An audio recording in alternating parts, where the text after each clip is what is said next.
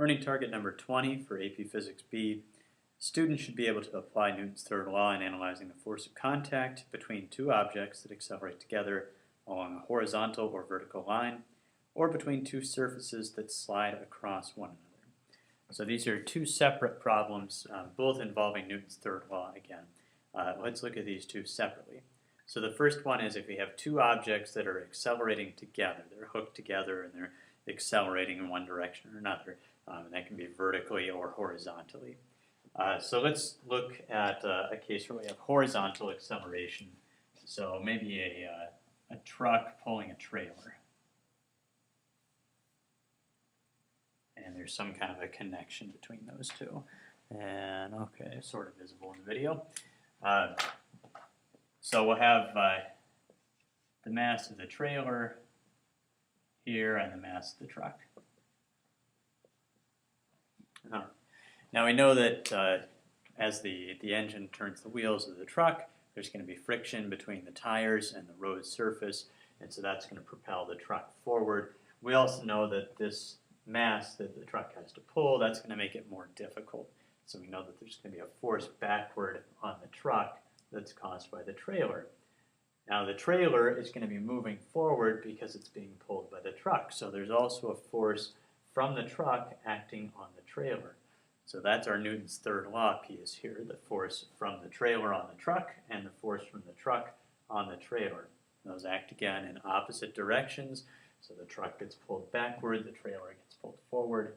They happen simultaneously, and they're equal in magnitude on those two objects.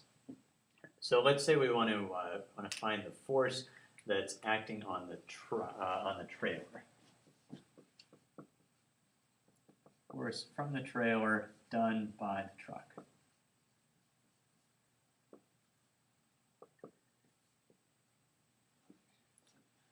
And then some information here. We'll say that we are given that they're accelerating together at, say, 1.2 meters per second squared. Actually, let's make that 1.0 so I don't have to get a calculator out. And they're given the mass here as well. So the mass of the truck maybe is 2,000 kilograms, and the mass of the trailer, we'll say, is 4,000 kilograms. So we can think of this situation in a couple of different ways. Initially, it makes sense to think of this whole thing as one big mass. So we can figure out the force that's required to move this gigantic mass, which is the force that our engine has to put out through the interaction between the wheels and the road. So initially, we might consider this to be one large mass of all, I'll call that. And that's going to have this forward force on it. I'll call that force of the engine. And we're given the acceleration. We can figure out what the mass is. It's going to be the 2,000 plus the 4,000 kilograms. So we can fill that in here. And from there we can figure out what the force from the engines would be. So force from the engines, step back, we know that the net force is always equal to mass times acceleration. In this case, we've got the gravity force that's pulling down. We've got the normal force from the road that's pushing up on both of these. But those are perpendicular to the direction of motion, so they won't have an impact on our acceleration here. And we'll just make the assumption that there's no friction for this problem right now, just to keep things simple. So the only force that we have to worry about is this force from the engine pulling this whole big thing forward. So that's F engine is equal to our total mass, which would be that 2,000 plus the 4,000 kilograms, so 6,000 kilograms, times the acceleration, 1.0 meters per second squared. And so we get the force from the engines is 6,000 newtons. All right, now we can start looking at these two truck pieces individually. So we know that this truck is going to have, the truck part of this is going to have that forward force from the engines applied directly to it, and then it's going to have a backward force from the trailer that's applied to it as well.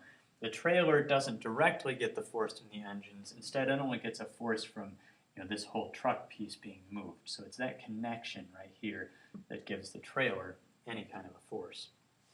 So let's treat these two as separate objects now, and we'll draw free body diagrams for each one. So for the trailer, we'll just have the force from the truck.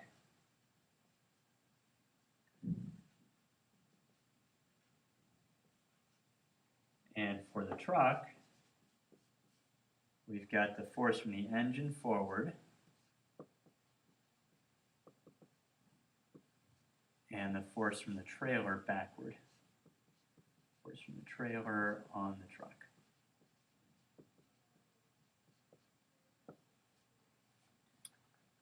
Now we know that both of these have the same acceleration. They're moving together, they're connected, so they can't be, I can't have one accelerating at one rate and one accelerating at another rate.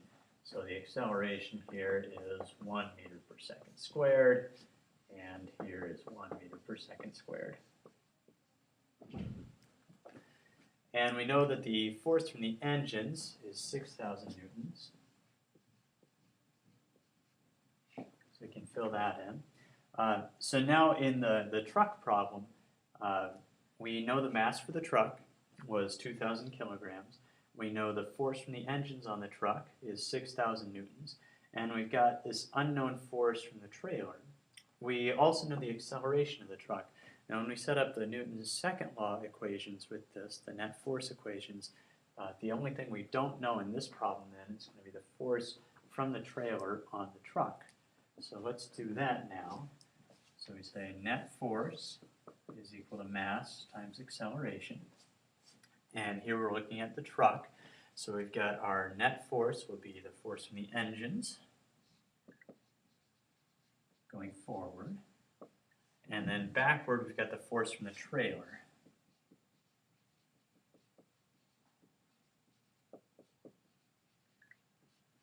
And that's equal to mass times acceleration. So the force from the engines was 6,000 newtons. Oops. Minus the force from the trailer.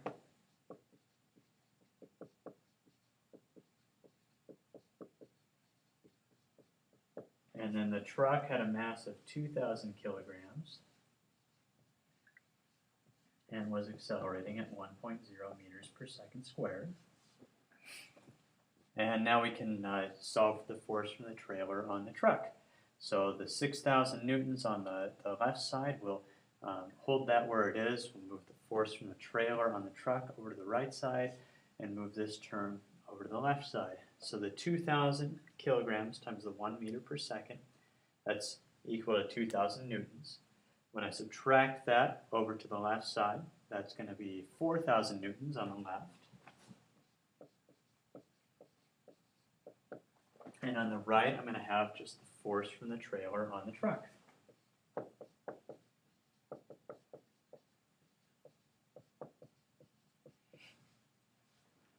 Okay, so 4,000 newtons, and as the free body diagram shows, that's pointing in this direction.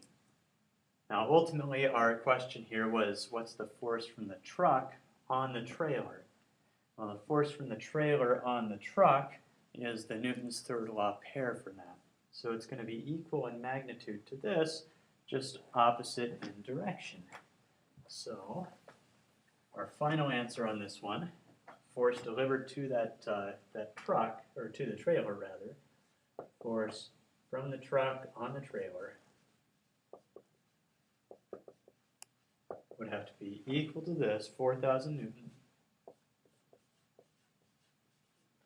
But where this force was a backward force, this one is a forward force.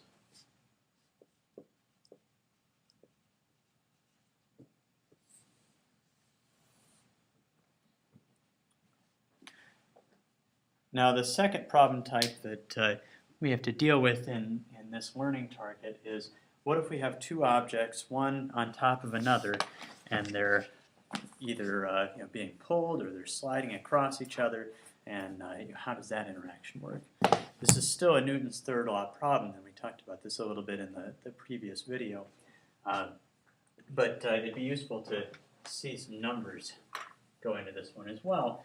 And one thing they really like to do with problems like this is just add a little complexity to it by not giving you the values for forces, and instead giving you things like the coefficients of friction, or the masses, instead of giving you the weights. So you have to calculate those. So just a few little things that make these problems a little bit longer, a little bit more difficult, and make it so you have to remember more things here. So let's look back at that same problem we talked about in the last video. So we've got some surface, and we'll say this is a frictionless surface. So we'll deal with friction in this problem, but we'll keep it simpler than having lots, two different frictional effects. We'll just have the friction between our two masses. So we'll say we have a mass here, and let's make that 1.0 kilograms. I'll make it 2.0, and then the little one on top will be 1.0. Mass B is 1.0 kilograms. And then let's say that we're going to pull here with a force of, say, 10 newtons. And then on this one, let's figure out what the acceleration for object B is going to be. And we'll say that the mu, the coefficient of friction, and we'll make that between the kinetic coefficient of friction between A and B, let's say is 0.10. So we're going to go ahead and make the assumption on this problem that A and B, they don't quite slide together, that A is kind of jerked out from part B, and so we're into this state where we have to use the kinetic coefficient of friction. Later on we'll look at situations where we know both of those and have to decide, do they move together, or does one get, does A get jerked out from underneath B, and what that adds to these problems in terms of complexity. So again, we're going to start on these problems with a free body diagram for each object. Now, for mass A, we are going to have friction acting on it, but just between mass A and mass B, not between the table and mass A. So let's say for A, forces we've got on that, it's a mass, it's on Earth, we'll assume, so we've got weight, which would be mass times acceleration due to gravity.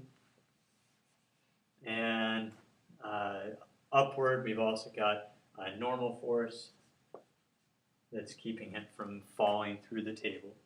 And then on top of that, we've got the additional mass, mass B, which is going to provide another downward force in the amount of, well, we'll look at that in just a minute. So this we'll call the force from B on A.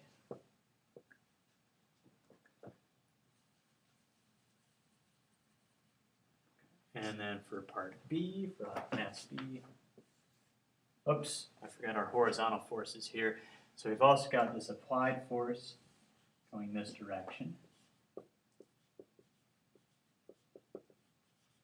And that's 10 newtons.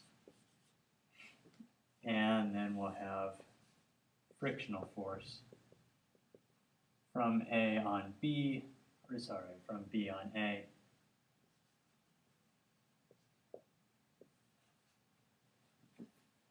Going back to the left. And so now we have a complete picture of A. And there's a lot of forces that are involved here. Now just looking over this briefly, we've got the weight, which we can calculate immediately. The force from B on A, we don't have a direct relationship there, but I think you'll be able to see pretty quickly that that's going to be the same as the force from A on B, and so that's going to be a force that's necessary to keep mass B from falling through mass A. So it's going to be the same as the weight for B. The frictional force, we don't know that one just yet, but we can calculate that. We get the coefficient of friction, and we've got the normal force here, which again we don't know right away, but we can calculate pretty easily. For part B, for mass B, we've got weight downward, as B times gravity, mass A. An upward force that's going to be from A, that's the force from A on B. And that's a normal force. It's an electromagnetic force. The electrons in A are keeping the electrons from B at bay, keeping them from pushing through each other. And then as A gets pulled this direction, B with no friction would just stay right where it is. So A would slip out from underneath and B would fall down. I think you understand from everyday experience that especially if I just pull slowly on A, then B is going to move in this direction with A. So we know that it's friction that causes that. So the frictional force must be this way, which fits with how we have this diagram drawn. We have friction going this way for A, so it has to go the opposite direction for B. Those are third law pair of forces. So I'll put that in here. It's force from friction, A on B. So whatever we get for this one, we know that's going to be the same as this one, just in the opposite direction. Okay. Now, over a little bit. There we go. So now we can start solving for values in A and ultimately work our way to B. We've got these two forces are going to be easy to calculate for us for part B, but we don't have a way to calculate part A real readily.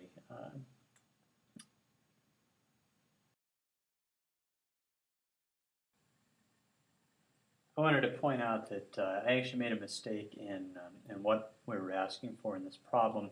I actually meant to have this as acceleration for A that's unknown. Also, I said in the overview for this problem that once we knew the normal force, we'd be able to find the frictional force. That's actually not correct in this problem. This normal force is an interaction between the table and block A. But the frictional force is a force between block A and block B. So I need the force, the normal force between these two, between A and B, in order to find the frictional force between A and B. The normal force between the table and A doesn't do me any good for friction unless this is no longer a frictionless surface. If we have friction on this table, that's when we would need to know the normal force here. So we'll start with B. We've got all the information that we need to solve for everything on B here. So first off, we've got the weight. It's mass of B times gravity, 9.8 meters per second squared. So B is 1.0 kilograms, so that's going to be 9.8 newtons. And then we know that since since B isn't falling into A, it's not shooting up into the sky, that the forces in that direction must balance out, or the y acceleration must be 0. So that would mean here that this is 9.8 newtons as well. And just to write that out more formally, the net force in the y has to equal mass times acceleration in the y.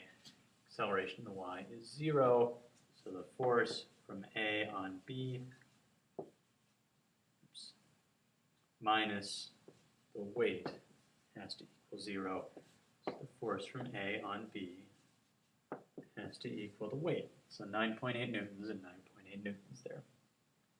The frictional force, that's going to depend on this force, the normal force between A and B, and the coefficient of friction. So for this one, we're going to need mu, and we're going to need to multiply that by the force from A on B.